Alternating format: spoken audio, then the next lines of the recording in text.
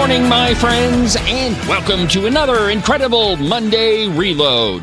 From very high above, all the impetuously ignorant forms of Wyoming mainstream media, this is Cowboy State Politics.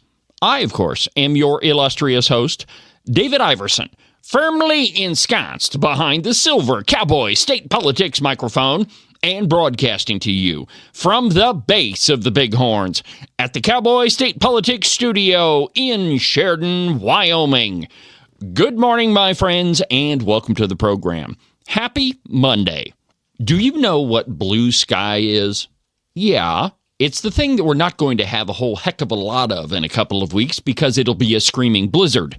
But it is also the social media platform that lefties set up after Elon Musk took over at Twitter and then changed its name to X. Interestingly enough, and I discovered this after spending way too much time on it recently, it's not that much different than X is right now. It's a liberal cesspool. But it is also the liberal cesspool that many Democrats and liberal redcoats in Wyoming think that they can post with immunity to. As we all know, the only censorship that really happens is when liberals disagree with conservatives. As far as I can tell, you won't find a lot of that on Blue Sky because it's pretty much a never-ending stream of consciousness of the left.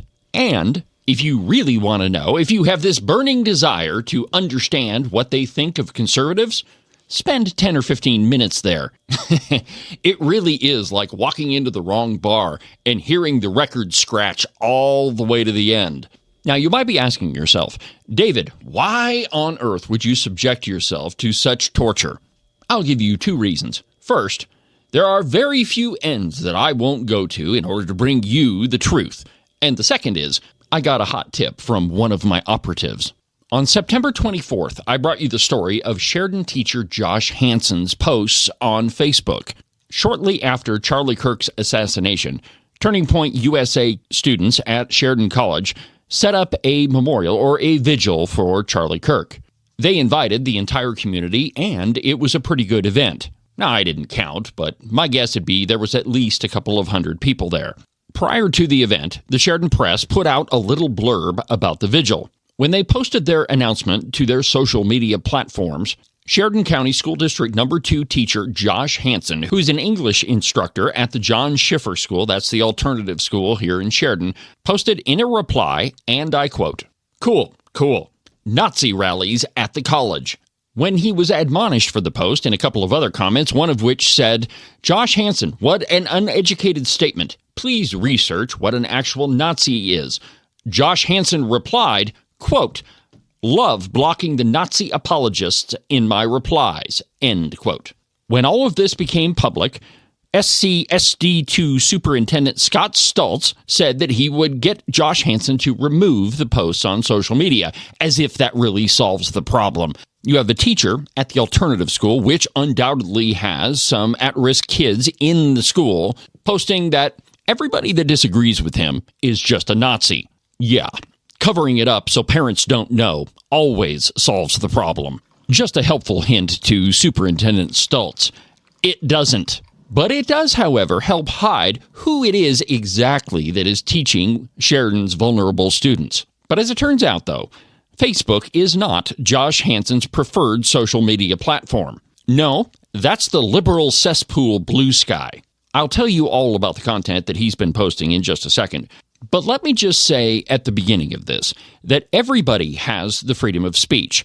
That is, you have the freedom to say whatever you want without undue influence from the government. There are some caveats to that, of course. You can't incite a riot, and free speech doesn't cover slander or libel. While you do have the freedom of speech, you also have the freedom of the repercussions of your actions, one of which happens to be being exposed by an intrepid journalist like myself. There are a lot of really shocking things on Josh Hanson's liberal cesspool account. And I've posted numerous screenshots from his account on cowboystatepolitics.com on the show content page, so you can go read them for yourself. But I'll just mention two of them in today's episode. Admittedly, these posts are several months old, and the one I'm about to tell you about is way before Charlie Kirk was assassinated. So that was not the catalyst that caused Josh Hanson to post something terrible, as if there's any justification whatsoever for what I'm about to read to you. But anyway, this one's from this past January.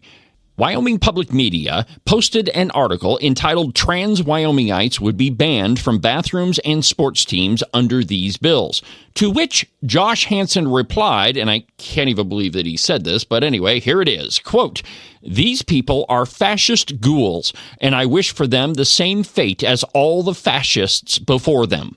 End quote. Pretty shocking, huh? Now, while that is not an explicit threat, it most certainly is an implicit one. And when you combine it with some of the other stuff that he's posted to his social media accounts, it certainly becomes way more of a threat. Here's another example. This one is a meme, and it pictures two gallows. On the top of it, it says, "Me. Yeah, it's okay to give fascists a platform." And then it says, "The platform." One picture is of a gallows without anybody in the middle of it, and the other one has a person being hanged from a noose. Now, I just have to ask, is this what Josh Hanson is teaching Sheridan County students? Because it's obvious that this is exactly what he believes. He's posted about it over and over and over again. Now, one post, perhaps the comment that he left on the Sheridan Press announcement of the Turning Point USA vigil, we might be able to accept that one as a moment of stupidity. He slipped into the stupid pit, and now he realizes the error of his ways. We might be able to admonish him and then move on. But when it's a repeated pattern of behavior, in at least one case of calling for violence against a member of the Wyoming legislature, and in others more broadly calling for violence, we have to question why Sheridan County School District Number 2 ever hired this guy.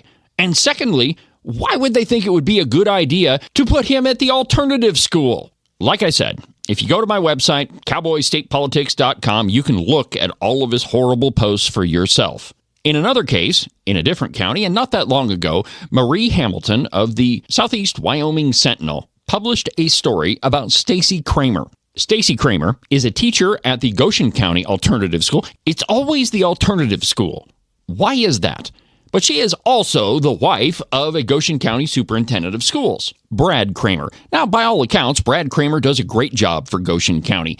It's his wife that seems to have a problem.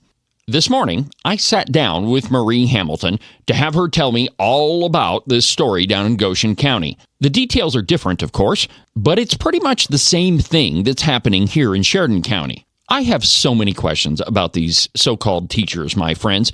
Do they not care at all what they're doing to our students? And one more thing before I play this interview for you. Don't think for a minute that I want any of their free speech restricted. I want them to say what's on their mind.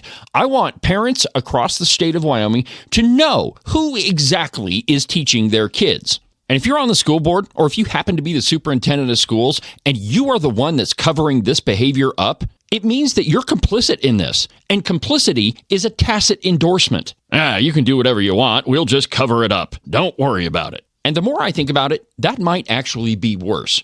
Worse than what Josh Hanson or Stacy Kramer or any of the rest of them are doing. Because you are intentionally covering up the truth. Okay, let's get on with it. In just a second, I'm going to play you the interview I did with Marie Hamilton this morning. But first, let's get a word in from our sponsors. Today's installment of Cowboy State Politics is brought to you by the Buffalo Wool Company.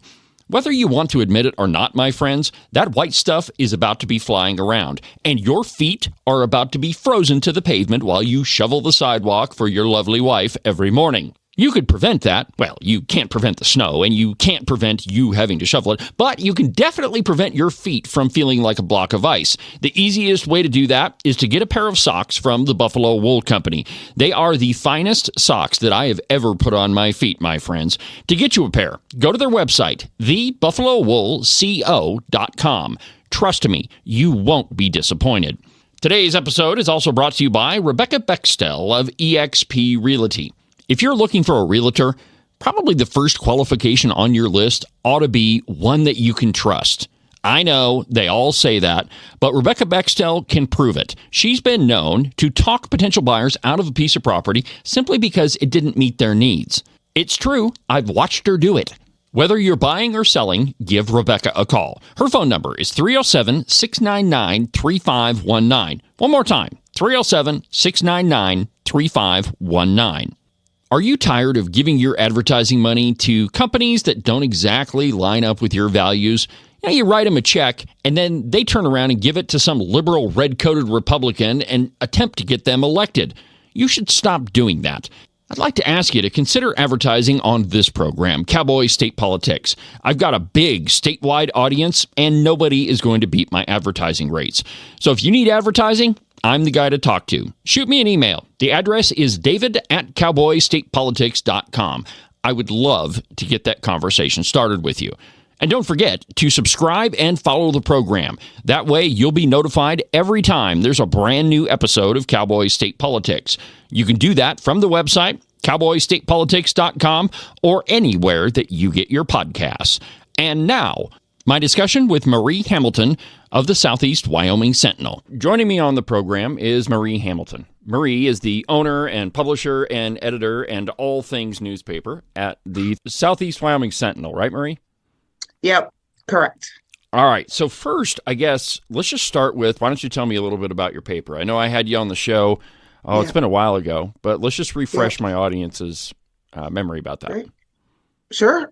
So I started a watchdog journalism newspaper here in Southeast Wyoming. We're covering predominantly Southeast Wyoming, Platte, Goshen, Laramie, and a couple of other counties around us, with some state news, predominantly looking at investigative stories, naming names, calling out the accountable.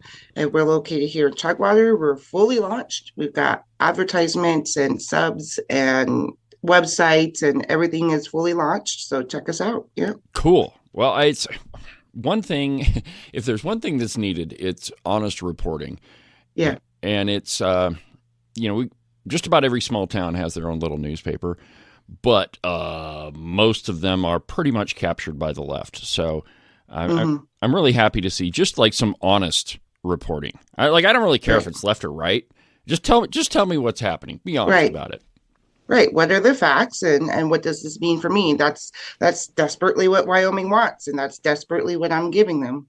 Excellent. Now, you had a story, it's been a while, but you had a story about the wife of the Goshen County Superintendent of Schools. And like we've seen, I think, pretty much across the state, these folks have a habit of posting on social media some things that are, well, We'll just let my audience judge for themselves. So why don't you tell me about your story, and we'll just talk about it. Sure. So this story is very interesting, and I've heard a lot of different rumors since I've published this story, which is interesting. The rumors themselves are quite interesting and quite telling also. And I've already gone on record to say where I've got the information. I have the screenshots. I went through all of her social media, not just Facebook. And so it was very interesting. I was minding my business at a rodeo, which is what I do at the end of summer, right? Sure. I mean, anyone who knows me knows you're going to find me at some sort of rodeo all summer long. But at the end of summer, I really love the buckle events, right? So I'm at a rodeo. I won't say which one because it really doesn't matter. But there are kids from all over Southeast Wyoming at this rodeo. Not only are they watching, they're participating, they're helping their siblings, they're helping their parents. There was a little vendor fair going on. And I happened to walk by, and the one kid goes, "Miss Marie." And I go, "Yes, sir." And I won't say the kid's name. He goes, "Did you happen to see this?" And him and his little buddies were talking about it. And so he showed me, and I said, "Well, oh my gosh." Whoops. He was like, "Yeah, this is what's going on." So they're trying to find the stooge, from what I've been told. The stooge is their own students, who are grossly upset at what is being said by Stacy Kramer, the superintendent's wife, who also is a teacher at the alternative school in Goshen 1. So, and I know plenty of people who have children in her class who have confirmed other things. We're small. What happens in Goshen, we know in Platte. What happens in Platte, they know in Goshen, and in Laramie. It's a little triangle of everybody knows everybody, right? Kind of like Cheers. You walk in and everybody knows you. Right. So at first I wasn't going to report it, But then more kids came through and said and showed me more stuff. And then I had adults. So I worked in Nebraska at the paper out there, and we covered that part of Kansas. And so I have contacts out there, law enforcement contacts, both in Nebraska and Kansas, who eventually said, I know you're not covering this area, but this has something to do with your state. Is this your area? And I said, would you know what? It is. So between that, I kind of decided, you know what? It's time to write the story. So I wrote the story, and they are not too happy. Well, I mean, they never are when they get exposed. Right. So what exactly, I looked through some of the Facebook posts. Mm-hmm. Which one do you think, I mean, they're all kind of troubling, but which one do you think is perhaps the most troubling? The most troubling ones are the defamatory remarks, calling people meth heads. Are you on meth? Oh, so just because we have a difference of opinion, we've got to be doing drugs? I have a difference of opinion all the time. Even with you, David, you and I have had conversations. Oh, yeah. We don't always see eye to eye, but would I ever call you a meth head? Or would you call me a meth head? Probably not, because that's just not civil, and that's not appropriate decorum when you're in a conversation. So I would say those sorts of remarks is, my biggest issue. Okay, you didn't like Charlie Kirk. You don't like his supporters.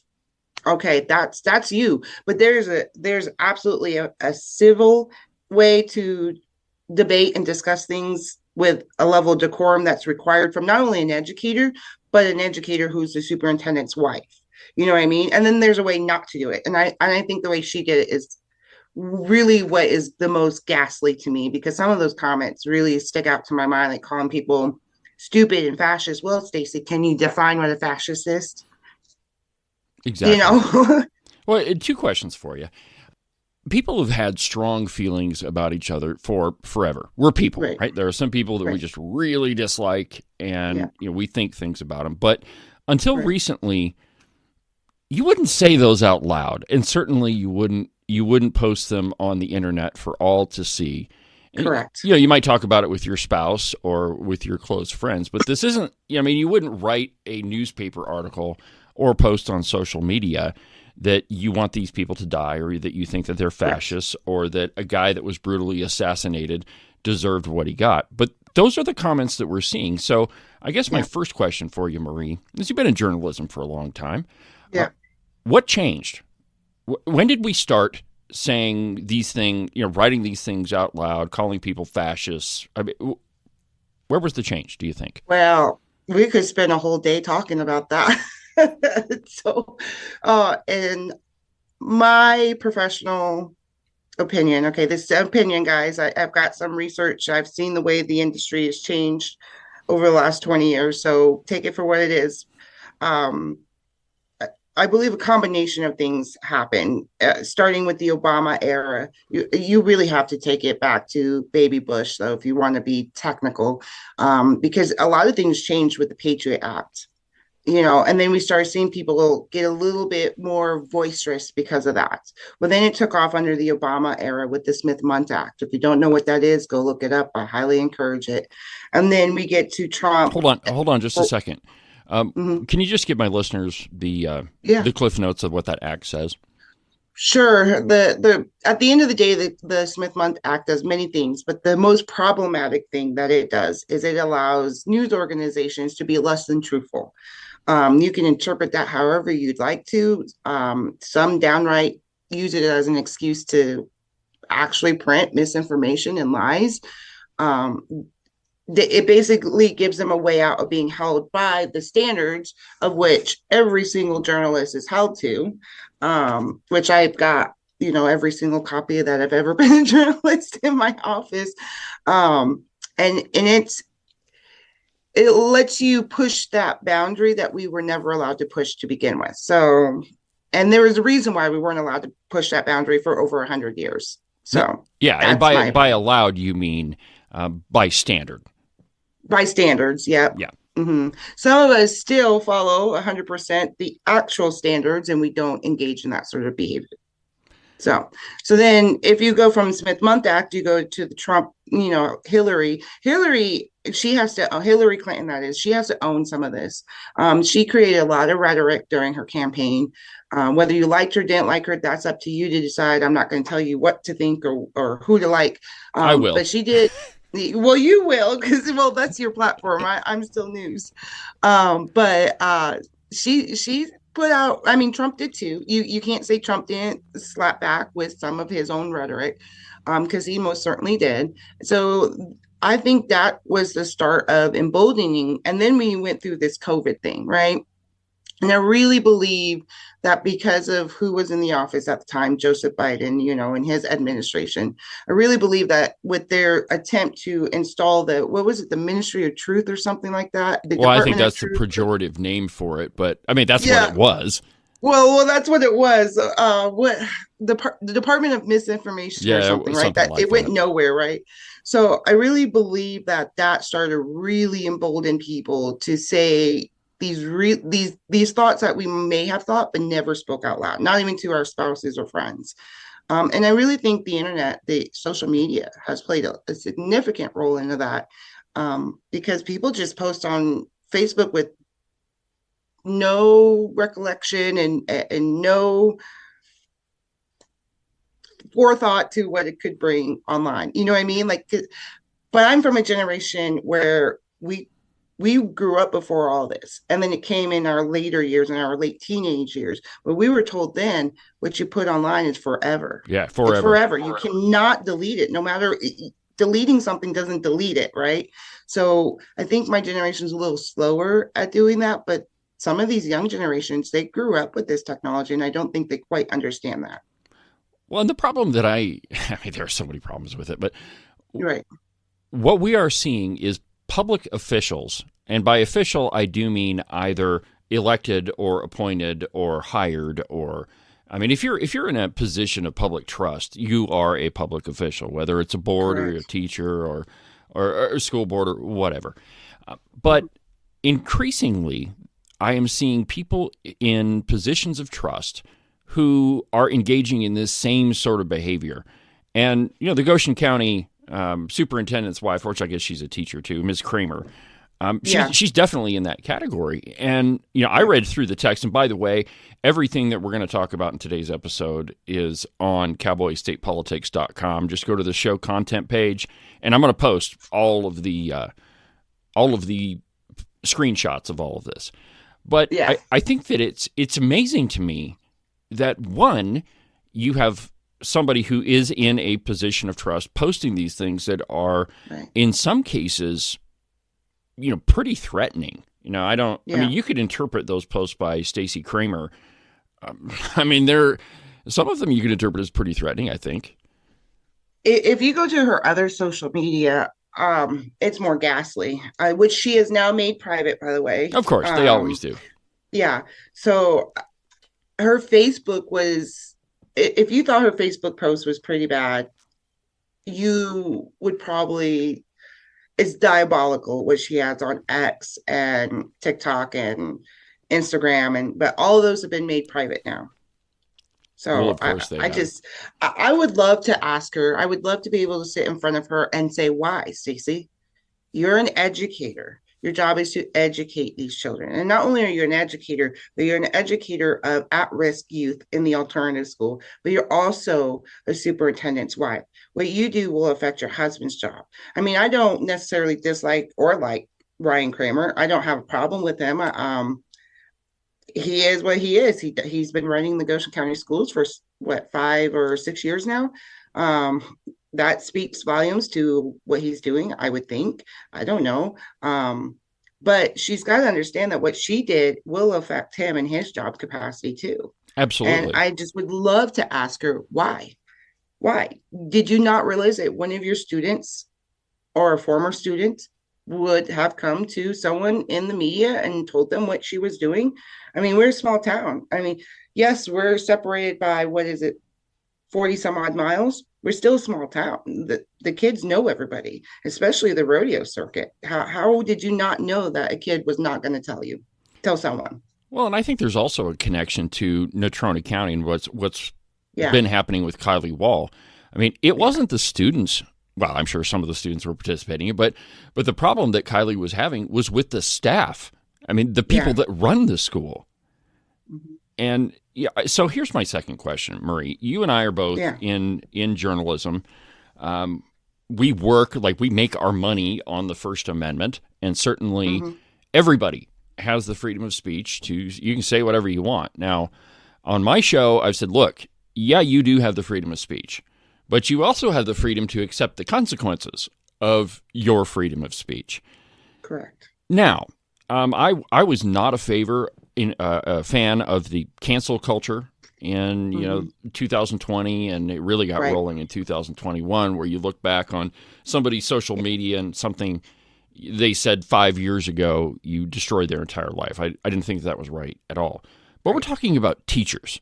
I mean, is there a difference when it comes to what you can say publicly, depending on if you're a teacher or a policeman or in some other position? Give me your thoughts on that. Yeah, well, first, I want to address the elephant in the room, not between you and me, but probably listeners out there. The First Amendment does not protect us from consequences, natural consequences, whether it's criminal, civil, otherwise, social, it does not protect us from consequences. What it protects us from is the government. Now, the government cannot regulate our speech, but that does not mean that there won't be consequences, natural consequences.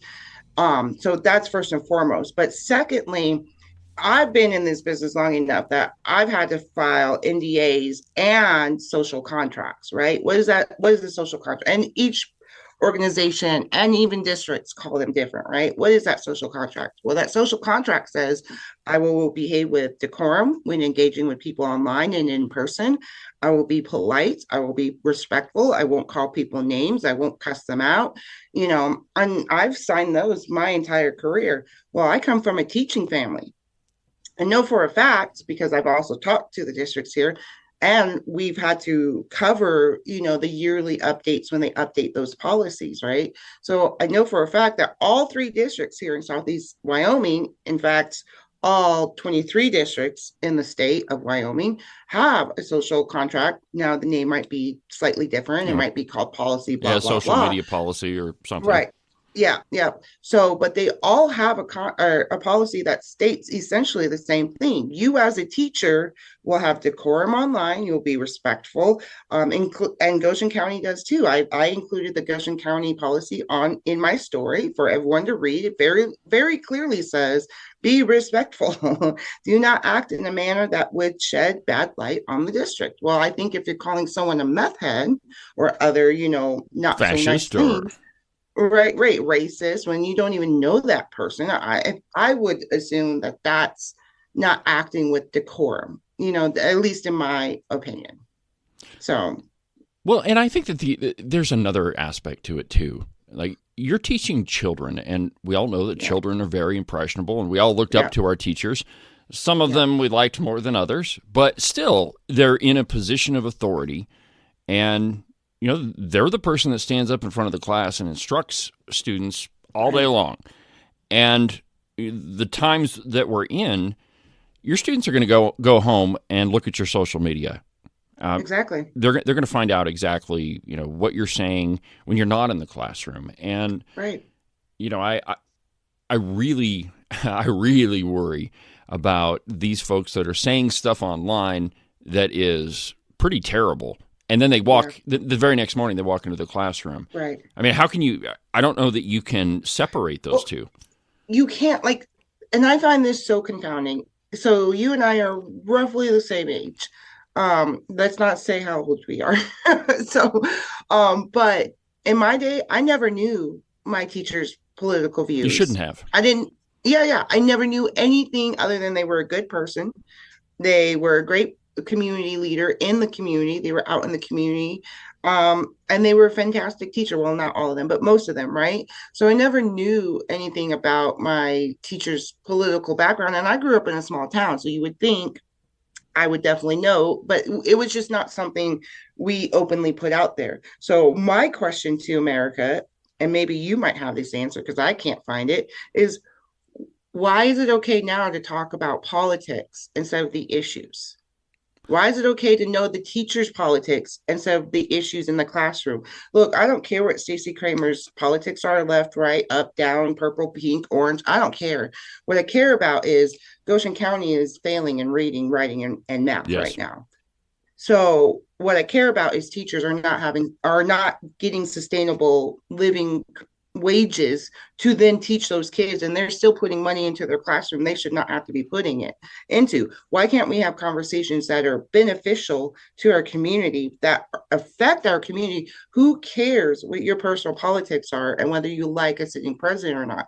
Because I've not liked some sitting presidents, but you will never find a single post from me that is disparaging or calls for violence or anything like that. You just won't. Well, there's a big difference between, and you and I know this, that there is a Right. difference between free speech and Yeah. the riot acts. Okay, so Right. you do have the right to yell fire in a crowded theater. You could yell that Right. all day long. But there will be a consequence. But if you cause a riot by yelling fire in a crowded theater, well, you're responsible for everything that comes afterwards. And Well, I liken it to, just one more thing here. I liken it to carrying a concealed weapon. right. A lot of people in Wyoming carry a gun. Yeah. And now you absolutely have a right to carry a gun in Wyoming. You don't even have to have a permit. Right. Several of the surrounding states, it's the same way. There's constitutional carry. But if you are forced to pull your weapon and use it, you are responsible for the terminal location of that bullet. Wherever it ends up, that's on you. Yeah. The same holds true for our freedom of speech, all of our other liberties. Yeah. You're responsible for what you do. Agree. I 100% agree. Like, again, just because we have the right under the First Amendment to say whatever it is we want to say, that does not mean there won't be consequences. And the thing that Stacey needs to know and kind of get through her head, and not just Stacey. I don't want to seem like I'm picking on her. Any teacher out there, whether you're right, left, if you're going to post and say these sorts of comments, the thing you've got to understand is we've got tort laws. And if you don't know what a tort law, I would ask that you go look it up. We're talking slander, libel. At any point, any person can say, well, that was a libel statement that discredited my work because of your false statement. Well, now you've got a pretty nasty little lawsuit on your hands, which also doesn't look good. So, like I said, you can say whatever you want to say. We have that right. But there will always be a natural consequence, whether it's a legal one or a social one or a professional one. There will be a consequence at the end of the day. And we all have to abide by that, not just the Stacey Kramers of Wyoming or the world, but all of us. Now, another point that I don't want to get lost in this conversation is this is not just Stacey Kramer. No. It's not just happening in Goshen County or Platte County or Laramie or Natrona County, for that matter. Right. It's happening all across the state. And Right. it is teachers who are continually posting what I think are some pretty vile stuff. Let me just give you an example here. And I showed this to you before we got on the air, before I hit record anyway. But here's a post from a Sheridan teacher at the alternative school. His name is Josh Hanson, and the post is from an article from Wyoming Public Media, and it is talking about the Education Committee discussing a bill that would ban obscenity books in Wyoming schools. And the comment from Josh Hanson, who is the teacher he actually spoke at the school's graduation, believe it or not. But he says, quote, "These people are fascist ghouls, and I wish for them the same fate as all the fascists before them." What do you think about that? First, I'd like Josh to look up the word fascist, because a lot of people use words inappropriately and out of context. I'll let him do that. Second of all, that's pretty. He's calling for violence. That's a call for violence. It's a threat. It is a threat. It's a clear and intimate, or a clear and what's the word Present. I'm looking for? Clear and present. Thank you. Clear. That is a clear and present threat right there, if I've ever seen one. But it's more than that. What's problematic about that is it's telling these kids that if you don't believe what your teacher believes, then you deserve to have horrible things happen to you, whether it's to be killed or die or whatever, right? So we know from the landmark case that happened in 2022 that your religious views, your beliefs as a student does not stop at the schoolroom doors. Same for teachers. Your religious beliefs do not stop at the schoolroom doors. We just had that landmark case in 2022. So what these teachers like Josh and Stacy Kramer are doing are saying your beliefs do not count. Your beliefs actually do stop at the schoolroom door, which is a violation of our First Amendment rights under the right of religion for both these kids. Because I'll tell you right now, the kids who came to me about Stacy are deeply religious children. So that's the other part. And you know, you've seen my post. The disservice most of our media in our state is doing is not listening to the kids. They're not taking a moment to listen to the kids, to listen to what they're saying, to listen to what they're going through, to listen to the things they're seeing and hearing. We're doing a huge disservice by not listening to our youth. And when you stop, just take a minute and listen to our kiddos. They have a wealth of information to tell us. And I'm really excited for this next generation because they're not afraid to say, whoa, whoa, whoa, I might agree with you, but you went too far. I couldn't agree more with you. And as far as Stacy and Josh go, and any other teacher that's going to post this sort of thing, you're not immune from the consequences. No. If only it comes out in the media, you know, that an intrepid journalist like ourselves finds your posts and exposes you to the entire community. I mean, maybe that's the best. It won't even have to. Maybe that's the best result. It won't even have to be us. It could be the kids. These kids could go, listen, kids, if you're listening, kids, you don't even have to, yes, contact the David Iversons and the Murray Hamiltons and whomever else. Contact us. But take it to your school board. During your public comment section, stand up, be bold, and say, I witnessed XYZ said by XYZ. Do that. That is your First Amendment right as a student in that district. And I would highly encourage that. I mean, yes, of course, if you bring it to me and I find that it's legitimate, I'm going to write a story, just like I'm sure David will do a podcast. But at the end of the day, we can't change anything. We can only write the story. You're going to still have to go to the school board to get that taken care of. And I think they should. Well, Marie, I appreciate you taking the time this morning to visit with me. Of course. If anybody wants to get a hold of you, how do they do that?